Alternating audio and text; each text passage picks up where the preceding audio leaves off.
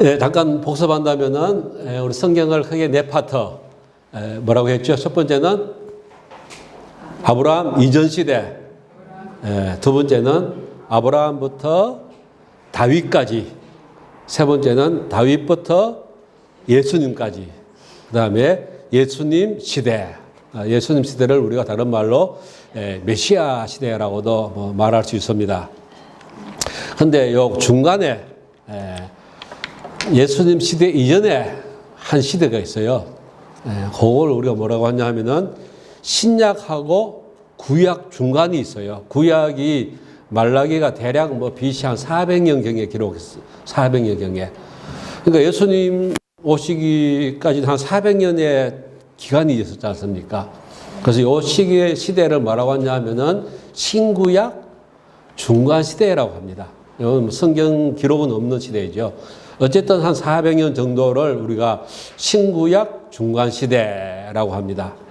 오늘 오후 말씀의 본문은 저 앞에 있는데 갈라디아서 4장 4절, 갈라디아서 4장 4절 조금 위에를 한번 볼까요? 갈라디아서 4장 4절 같이 한번 보겠습니다.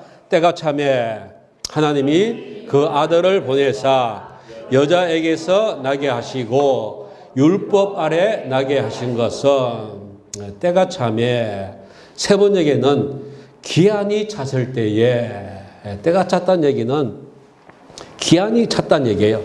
그러니까 예수님께서 이 땅에 오실 때에 그저 그냥 오신 게 아니라 때가 찼다, 기한이 찼다는 얘기예요. 10달의 세월이 시간이 있어야 아기가 이 땅에 태어난 것처럼 메시아 시대가 이 땅에 도래하기까지는 구약이 끝나고 400년이라고 하는 시간이 필요했고, 그 모든 때가 되었을 때에, 이 때라고 하는 것은 모든 것들이 구비되었을 때에, 모든 것들이 준비되었을 때에, 오실 때가 되었을 때에 예수님께서 이 땅에 오셨다라고 우리가 이해할 수가 있겠습니다. 그러면은 그 때가 찰 때까지, 기한이 찰 때까지 구약 말라기 4장에서 끝나고 400년 동안 하나님은 침묵하셨느냐? 그게 아니란 얘기예요. 성경 기록은 없지만, 성경의 기록은 끝났지만 그 때가 찰 때까지 역사의 수레바퀴는 계속 흘러갔어요. 그 흘러가는 역사를 우리가 다니엘서를 통해서 잠깐 살펴볼 수가 있습니다. 하나님은 이 땅에 메시아 시대가 도래하기 전까지 무엇을 준비하시고 어떤 역사의 흐름이 있었느냐. 다니엘서 2장 32절 한번 볼까요? 앞에 있습니다. 다니엘서 2장 32절 첫 번째, 때가 찼다. 뭐 어떤 때가 찼느냐. 32절, 그 우상의 머리는 순검이요. 느부갓네살 왕이 꿈을 이제 꾼 거죠. 우상의 머리는 순검, 가성과 두 팔은 은이요, 배와 넓적다리는 노시요, 그 종아리는 새요, 그 발은 얼마는 새요, 얼마는 진흙이었나이다. 또 왕이 보신적 손대지 아니한 돌이 나와서 신상에 새와 진흙의 발을 쳐서 부서뜨리매 그때에 새와 진흙과 녹과 은과 금이 다 부서져 여름 타작마당에 겨같이 되어 바람에 불려 간 곳이 없었고, 우상을 친 돌은 태산을 이루어 온 세계에 가득하였나이다. 다니엘서 2장에 있는 말씀이죠. 우리가 이제 다시 한번 본다면은 상상을 해보겠습니다. 큰 신상인데 이제 사람 모양입니다. 머리는 뭐라고요? 머리는 요즘 금값이 비싼데 금이에요. 금. 머리는 금이고, 가슴과 두 팔은 은으로 만들어졌고, 배와 넓적다리는 동, 그 다음에 저기 종아리하고 발은 철. 그러니까 금, 은, 동, 철 복합 재료로 만들어진 큰 우상이 있었어요. 그런데 손대지 아니한 돌, 손대지 아니한 돌은 뭐예요? 저절로 뭐예요? 떠인 돌. 그러니까 이 얘기는 사람의 어떤 힘에 의해서가 아니라 초자연적, 우리가 다른 말로 한다면은 하나님의 역사에 의해서 어떤 큰 돌이 들어졌는데 그 돌이 뭘 쳤다는 얘기예요. 신상에 발을 쳤어요. 발을 치니까 그 신상은 다 박살나서 완전히 타장바닥에 겨처럼 다 흩어져 없어지고 뭐만 남았다고요? 그 돌이 뭐가 됐어요? 태산을 이루어서 온 세계에 가득했다. 이런 이제 꿈을 꿨습니다. 꿈보다 해몽이라고. 그럼 이게 무슨 뜻이냐? 만약에 이걸 해석하라 하면은 뭐 성경학자들이 얼마나 해석했겠어요. 별의별 해석 다 나왔을 겁니다. 근데 다행히 성경에 해석이 딱 나와 있어요. 그러니까 딴 사람은 한마디도 못해요. 성경이 해석을 해놨는데 누가 얘기합니까? 그 다니엘을 통하여서 해몽이 나와 있죠. 그 꿈이 이러한 꿈이 이렇다라고 이미 해몽을 했어요. 그러니까 뭐 이론이 없어요. 우리 그 해석만 보면 돼요. 밑줄 친데 뭐예요? 왕은 곧 금머리다. 이 왕이 지금 누구예요? 바벨론의 왕 느부갓네살입니다. 그러니까 이 금머리는 뭘 상징하냐 하면은 지금 바벨론 제국을 얘기하고 있어요. 바벨론 제국. 그 다음에 왕을 뒤이어 왕보다 못한 나라. 그러니까 바벨론 이후에 어떤 또 나라가 있을 것이다. 근데 그 나라는 바벨론보다는 조금 약하다. 그 다음에 셋째는 또 뭐예요? 녹 같은 나라가 일어나서 그 다음 또 어떤 나라가 일어나는데 그 나라의 특징은 뭐예요? 온 세계를 다스린다. 세 번째가 온 세계를 다스린다. 넷째 나라는 뭐예요? 강하기가 철과 같다. 새와 같다. 이 네 나라를 얘기하고 있어요. 네 나라가 뭐냐? 그 다음 페이지 한번 보시면요. 역사 속에 이것이 다 이루어지죠. 그 다음, 보시면은, 신상에 부의해갖고, 금부터 봅시다. 금부터. 정금으로 된 머리. 이게 이제 바빌론 제국을 했잖아요. 바빌론 제국이고, 은으로 된 나라가 뭐라고 그랬어요? 메데, 바사. 이 바사가 한문이라서 우리가 좀 낯선데 페르시아를 말합니다. 페르시아가 지금 이란이잖아요. 이란이 페르시아입니다. 중동의 나라들은 아랍어로 쓰는데 이란은 페르시아어를 써요. 중동하고 이란은 딴 나라입니다. 완전히 이란은 페르시아 제국을 형성했던 나라죠. 우리가 역대하 36장을 한번 볼까요? 역대하 36장 구약성경 709쪽에 있습니다. 36장 22절 역대하 제일 마지막 장 마지막 절이죠. 역대하 36장 22절을 보시면은 제가 읽겠습니다. 바사왕 고레스 원년에 여호와께서 에레미야의 입을 통하여 하신 말씀을 이루게 하시려고 바사왕 고레스의 마음을 감동시키심에 그가 온 나라에 공포도 하고 조수도 내려 이르되 바사왕 고레스는 말하노니 하늘의 하나님 여호와께서 세상 모든 나라를 내게 주셨고 나에게 명령하사 유다 예루살렘의 성전을 건축하라 하셨나니. 약간 틀리죠. 저는 에스라 1장 1절을 읽었거든요. 여러분들은 역대하 36장 22절 23절을 보셨고 저는 그 다음 장에 있는 에스라 1장 1절 2절을 읽었습니다. 약간 틀리는데 같은 말씀이죠. 바사왕 고레스.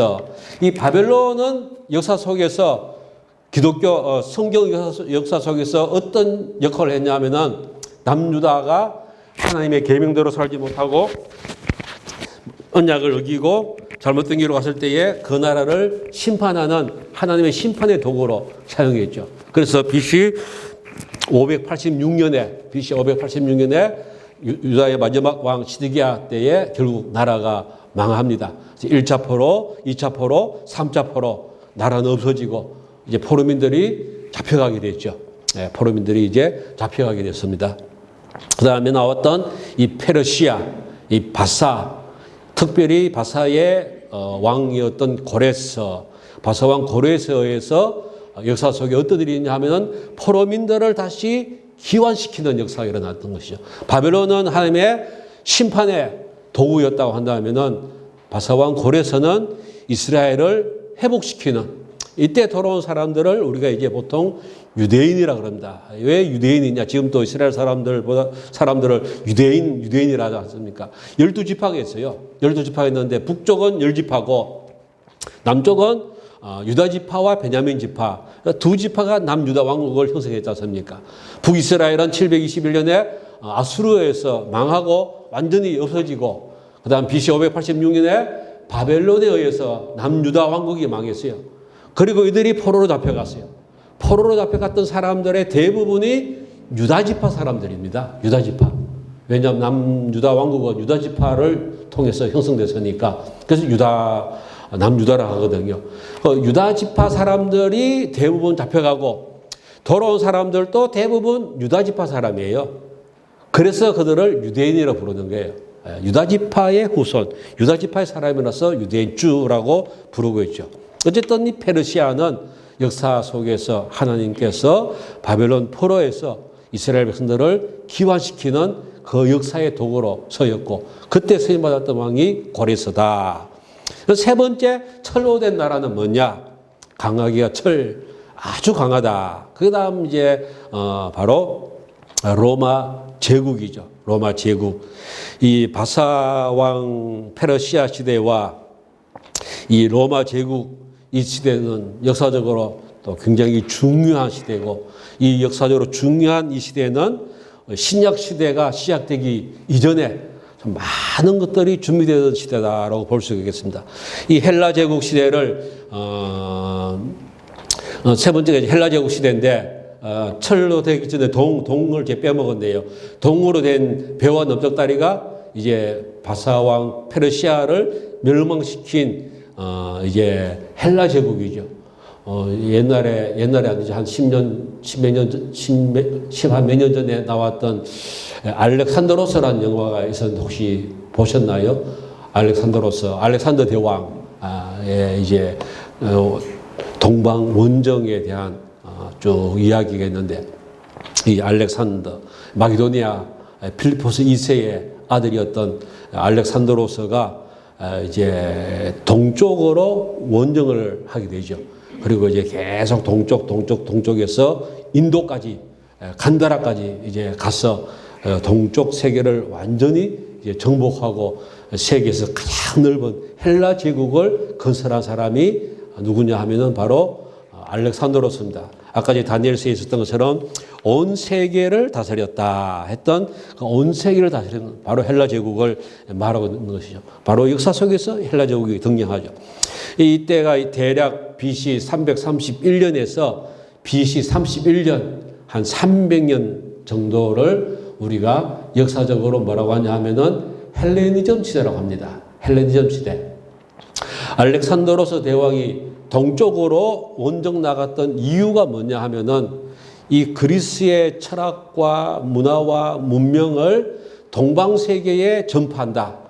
그래서 동방세계의 문화와 문명과 이제 마게도니아 헬라의 문명을 이제 결합시킨, 그래서 나온 문명이 헬레니즘 시대입니다. 이 헬레니즘 문화가 결국 모든 사람들에게 지식을 전파하고, 특별히 이제 이 헬라 제국을 통하여서 동방세계에 이 헬라어라고 하는 것은 이제 그 당시에 만국 공용어가 된 것이죠. 그래서 모든 세계가 뭐가 되는 겁니까? 같은 언어를 쓰는 그런 시대를 만들었습니다. 굉장히 사실 신약에서 이제 중요한 포인트가 되는 것인데요. 조금 이따 또 말씀을 드리겠습니다. 이 헬레니즘 시대를 통하여서 사람들로 하여금 이제 문화의 시대를 이제 형성했던 것을 볼 수가 있습니다.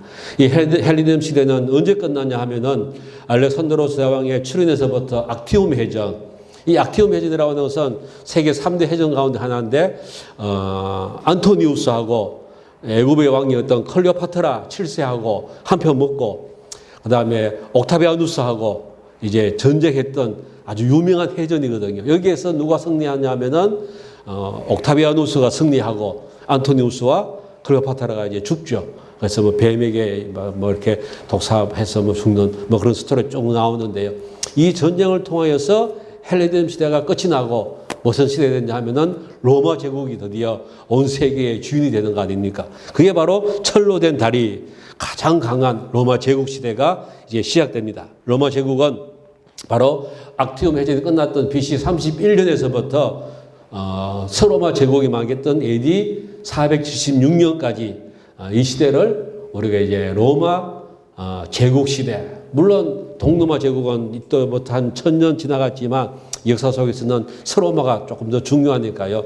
서로마까지 멸망까지를 우리가 이제 로마 제국 시대랍니다. 서로마가 망하고부터 그다음 한 1000년을 우리가 역사 속에서 중세 시대라고 하는 거 아닙니까? 중세 시대. 로마 시대가 끝이 나고 그다음 한 1000년을 이제 중세 시대. 중세 시대가 끝나면서 산업혁명이 일어나면서 근대가 되고 근대 이후에 지금 우리가 현대 시대를 살고 있습니다. 현대 앞에 근대, 근대 앞에 중세, 중세는 470에서 한 1400 이때까지고 성경에서는 지금 로마 제국까지가 사실 중요하죠. 그리고 이 로마 제국 시대 때 손대지 아니한 돌, 이 결국 이 손대지 않은 돌은 예수 그리스도로 성경합니다. 로마 시대 때 예수님께서 이 땅에 오셔갖고 결국 뭐가 되느냐? 하나님의 나라가 시작되는 것을 우리가 역사 속에서 볼 수가 있습니다.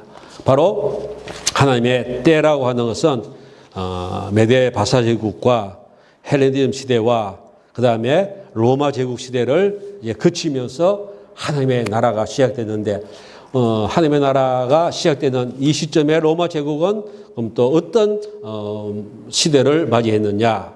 이 팍스 로마나라는 말을 들어보셨죠? 팍스 로마나, 이 말은 로마의 힘에 의해서 세계 평화가 유지되는 시대다. 이 때를 우리가 이제 팍스 로마나라고 이야기를 합니다.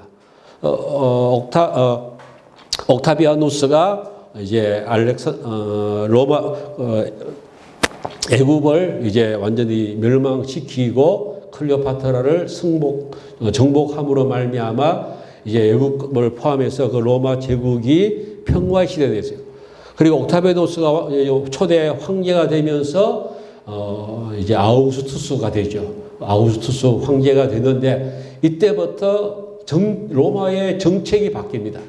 이전까지 로마의 정책은 제국을 확장하고 제국을 넓히고 나라를 정복하는 그런 시대였다고 한다면은 옥타비아누스가 황제가 되면서 어떤 시대가 됐냐 하면은 더 이상 정복 전쟁이 아니라 이미 정복되어진 그 로마 제국의 평화를 가져오는 시대, 정복이 아니라 안정을 추구하는 시대가 이때부터 된 겁니다. 그래서 이때로부터 해서 AD 180년까지를 무슨 시대라냐 하면은 역사적으로 팍스 로마나 시대라고 합니다. 팍스 로마나. 즉 로마라고 하는 그 강력한 힘에 의해서 세계가 평화로운 시대가 된 겁니다. 온 세계가 전쟁이 없는 시대가 된 거예요. 모든 그 제국 안에 그야말로 평화로운 시대.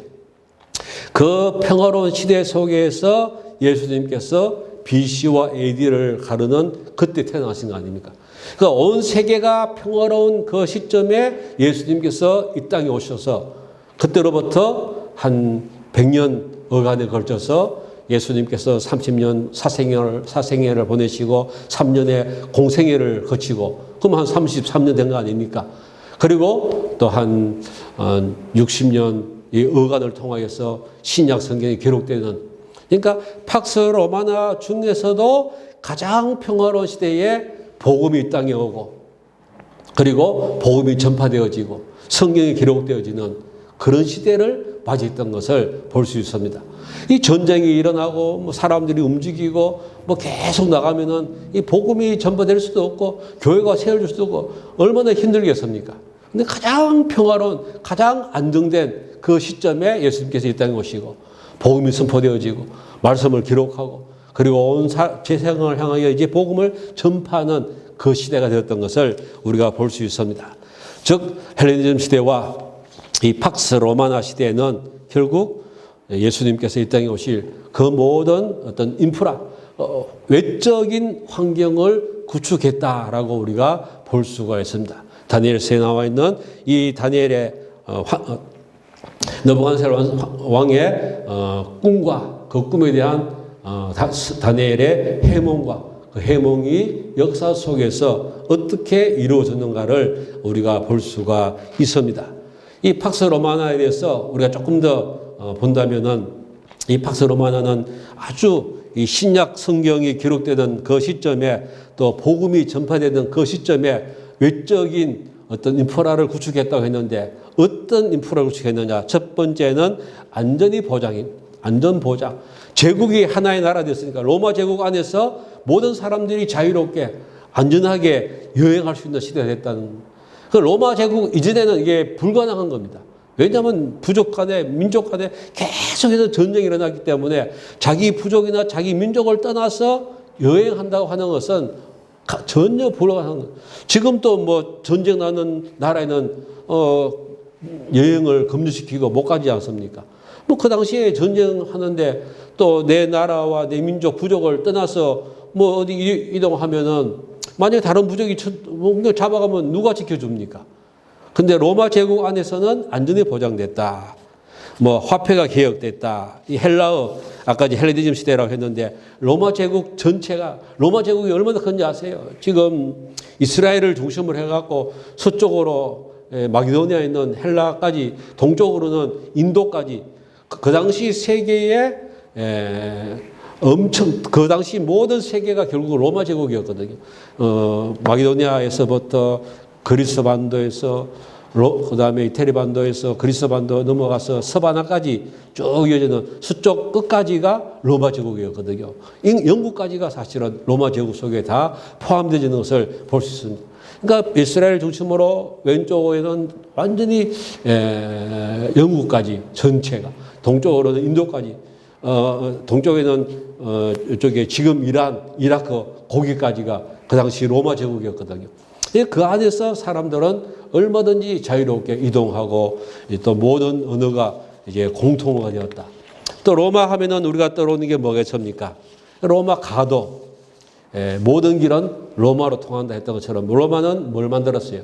길을 만들어. 그래서 모든 사람들이 그 오늘날로 친다면 고속도로를 통하여서 안전하게 하나의 언어로서 다 다닐 수 있는. 그러니까 어떤 사람도 안전하게 헬라만 알면은 어디 가서도 대화, 통화, 언어가 통하고 다닐 수 있는 모든 길이 만들어졌다라고 하는 것을 볼 수 있는. 이 팍스 로마나 시대는 굉장히 신약 시대가 이 땅에 도래한 데 있어서 굉장히 중요했다라고 우리가 볼 수가 있겠습니다.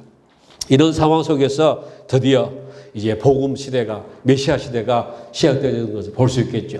바로 이 모든 것들이 준비된 그때에 드디어 때가 참에 예수님께서 이 땅에 오셨다라고 볼 수가 있겠습니다. 다니엘서 나와 있던 온 세계에 가득했다. 온 세계에 가득했다는 것이 바로 우리가 이제 보게 될 핵심적인 내용입니다. 마태복음 28장에 보시면은 뭐 우리가 너무 잘 아는 말씀이죠. 마태복음 28장 20절 보시면요.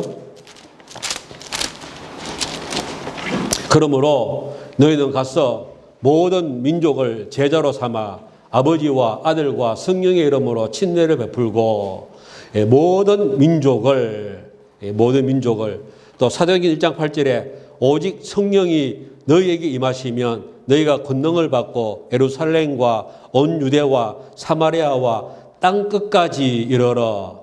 땅 끝까지 모든 민족 땅 끝까지 표현은 다르지만 다니엘서 그 회목에 나와 있던 것처럼 온 세상에 가득하게 되었다.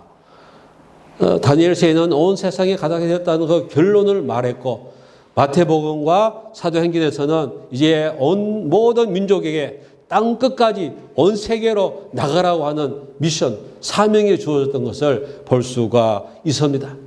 바로 그 다니엘을 통하여서 계시했던 하나님의 그 말씀이 역사 속에서 신약 시대 속에서 이제 어떻게 이루어지느냐, 어떻게 성취되어지느냐, 하나님의 명령과 함께 이제 이 모든 것들이 시작되는 것을 우리가 볼 수가 있습니다. 온 세계에 가득하게 되는 그 과정을 우리가 복음서는 일단 시간 관계상 생략을 하고 사도행전에서 우리가 조금 본다면요, 복음이 예수님을 통하여서 이 땅에 뿌려진 복음이 어떻게 온 세계에 전파되어지느냐. 사도행전 1장 8절 말씀이 사도행전 전체의 핵심적인 구절이죠. 예루살렘에서 복음의 역사가 있는 그다음에 온 유대와 이 조금 뒤에 나오면 이제 유대에서 있었던 사건들이 나오죠. 사마리아에서 또 복음이 전파되어지고 많은 사마리아 사람들이 예수를 믿었다라는 말씀이 나옵니다. 그리고 땅끝까지, 이 땅끝까지가 이제 중요합니다. 땅끝까지 어떻게 나왔느냐? 그것이 바로 사도행전 13장부터 나오는 것을 볼 수가 있습니다. 사도행전 13장을 보시면요, 이제 사도 바울이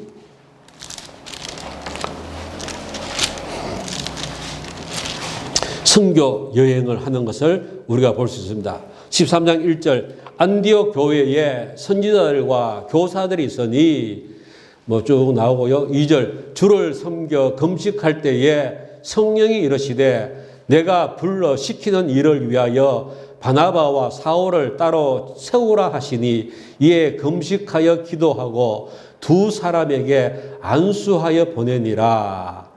바나바와 사울, 이 사울이 사도 바울이죠. 이들을 뭐 했다는 얘기예요? 두 사람을 금식하고 기도하고 안수해서 뭐 했다는 얘기예요? 선교사로 파송했다는 얘기입니다. 이들이 뭐합니까?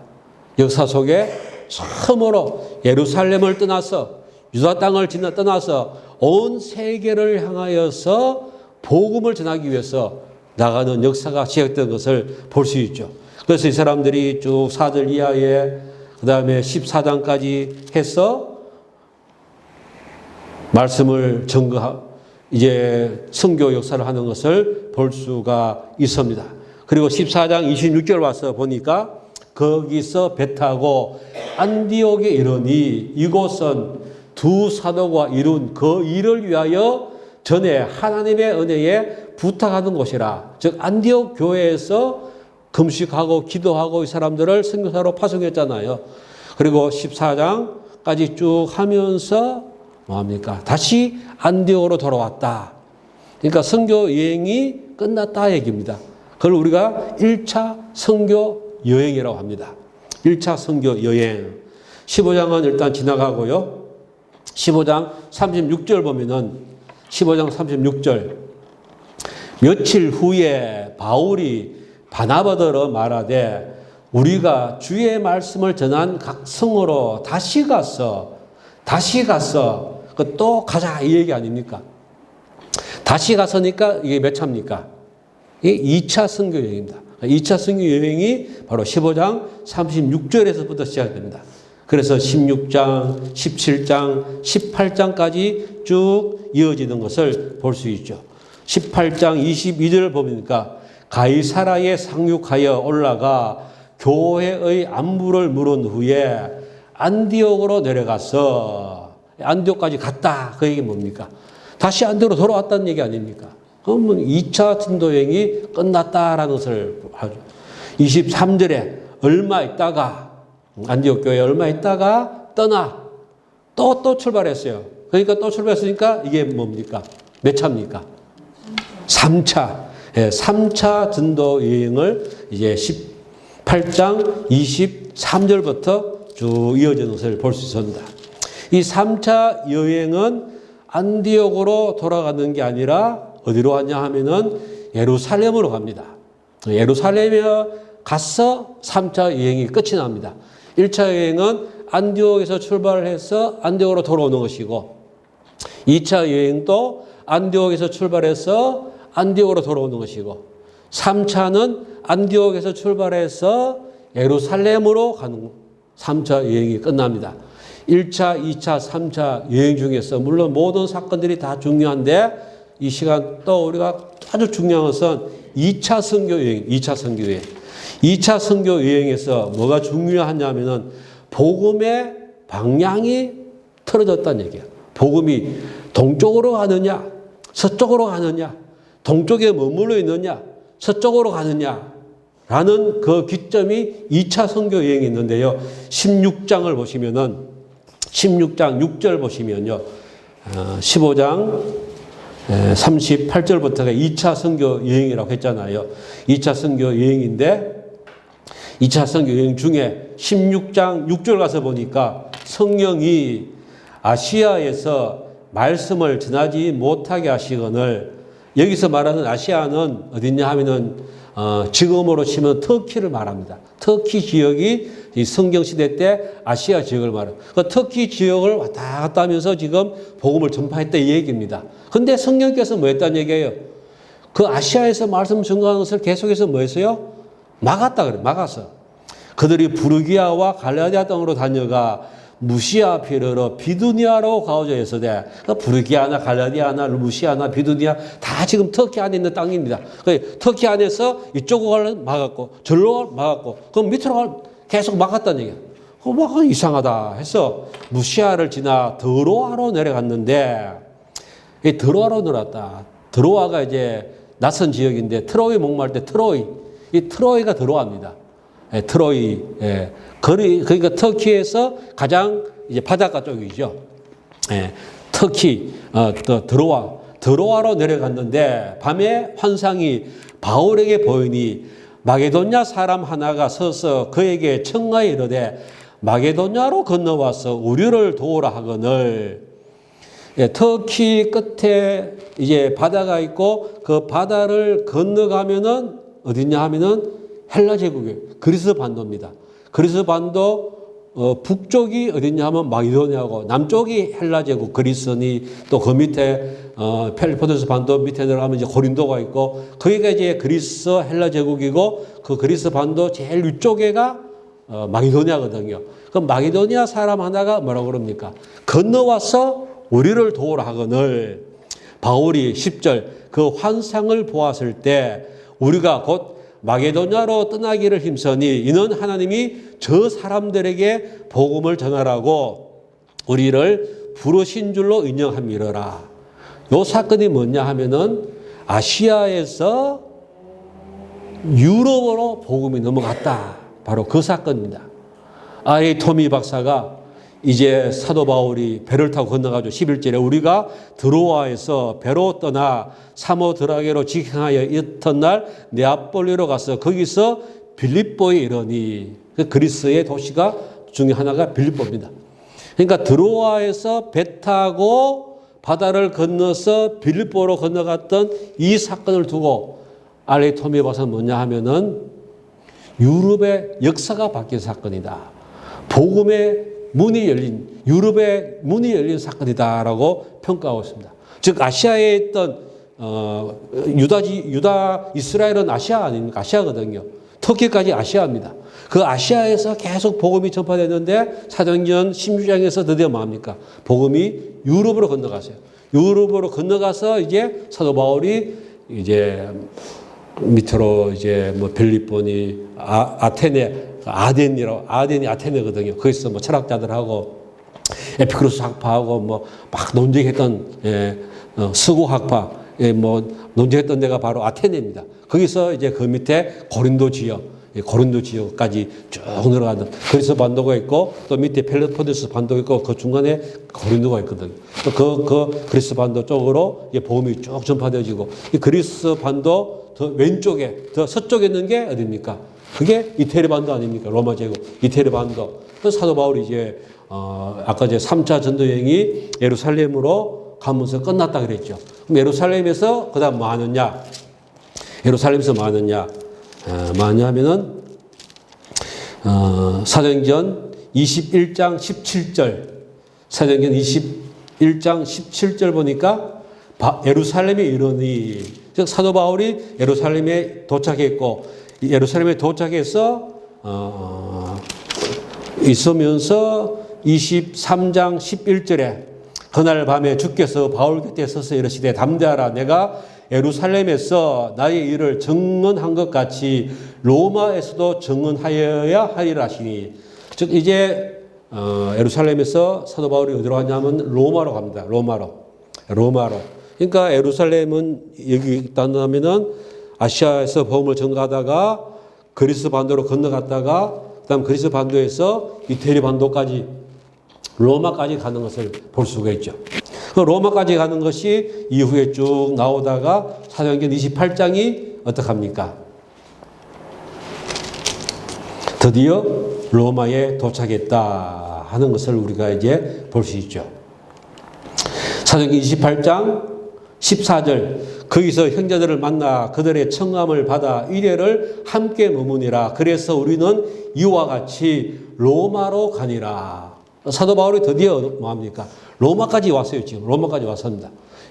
예루살렘에서 아시아를 평정하고 그리스 반도를 평정하고 그 다음에 이태리 반도까지 들어왔어요. 이태리 반도 와서 이태리 반도 전체의 핵심은 로마 아닙니까? 로마 수도니까. 그 로마에서 뭐 했느냐? 28장 30절 사도행전 마지막 말씀이죠. 바울이 온 이태를 자기 색집에 머물면서 온 이태는 만 2년을 말합니다. 만 2년 동안 자기 색집에 머물면서 자기에게 오는 사람을 다 영접하고 하나님의 나라를 전파하며 주 예수 그리스도에 관한 모든 것을 담대하게 거침없이 가르치더라. 로마에서 사도 바울이 복음의 말씀을 전파했다라고 하는 것을 말씀하고 있습니다. 그럼 로마에서 끝났느냐? 그게 아니죠. 로마서 15장에 보시면요.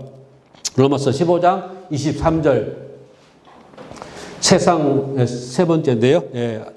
제가 이렇게 씁니다. 이제는 이 지방에 일할 곳이 없고 또 여러 해 전부터 언제든지 서바나로 갈 때에 서바나로 가려고 했습니다. 서바나로 갈 때에 너희에게 가기를 바라고 있어서니 이 서바나라는 말이 나오죠. 서바나.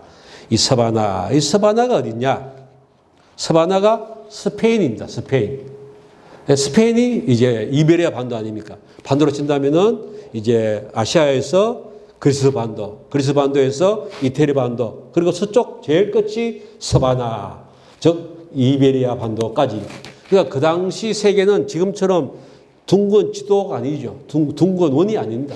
그 당시 세계는 하나의 가로가 넓은 하나의 타원형의 세계관이었죠.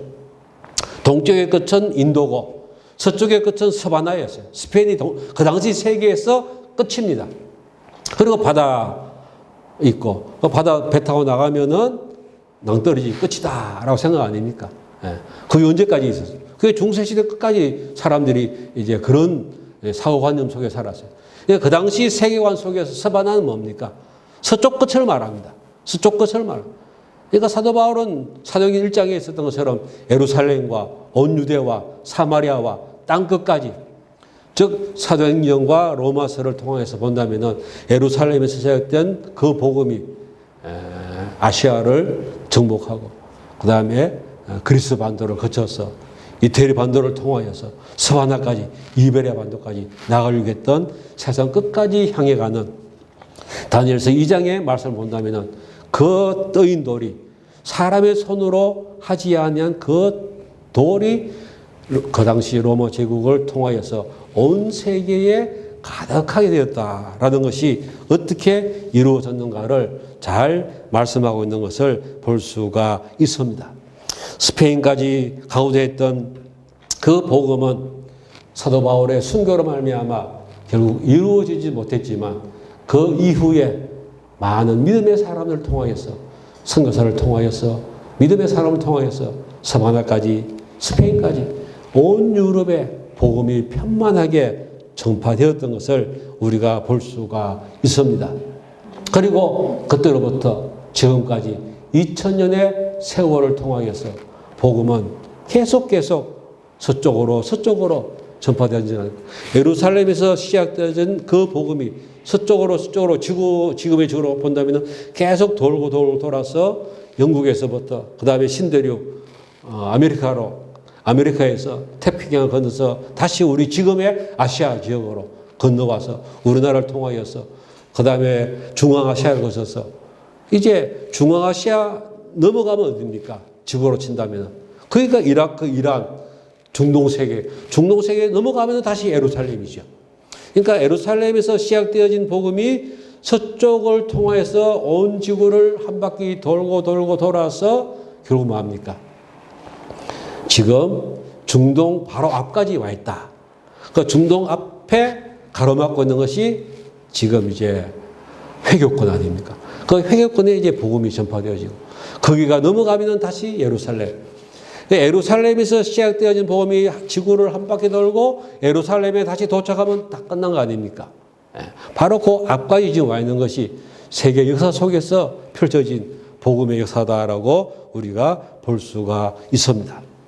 때가 참에 예수님께서 이 땅에 오셨고 또 때가 차기까지 헬레니즘과 팍스 로마노를 통하여서 많은 것들이 준비되어지고 그 모든 것들이 준비된 이후에 예수님께서 이 땅에 오셔서 하나님의 나라를 선포하고 예수님께서 우리의 십자가를 돌아가시고 부활하심으로 말미암아 시작되어진 그 교회가 성령을 통하여서 또 사도 바울이라고 하는 한 믿음의 사람을 통하여서 사도행전을 통하여서 복음이 로마 시대까지 로마 제국까지 전파되어지고 그 이후에 기독교 역사를 통하여서 이 지구를 한 바퀴 도는 그 모든 것들을 볼 수가 있습니다.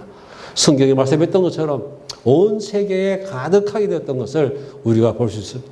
지금 세계 어디 가더라도 찬양이 있고 복음이 있고 말씀이 있고 물론 그 속에 많은 박해가 있고 어려움도 있지만 그렇지만 그 모든 것 속에서 어쨌든 복음은 온 세계에 가득하게 되었다라고 하는 것을 우리가 볼 수가 있습니다.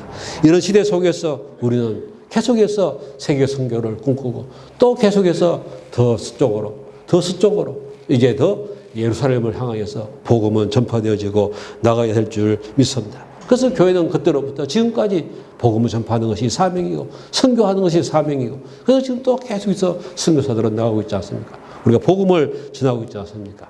하나님의 그 꿈과 하나님의 그 역사는 하나님의 나라는 이미 시작되었고 우리를 통해서 이루어져 가고 있고 예수님께서 다시 이 땅에 오실 때에 그 모든 것들이 완성될 줄 믿습니다.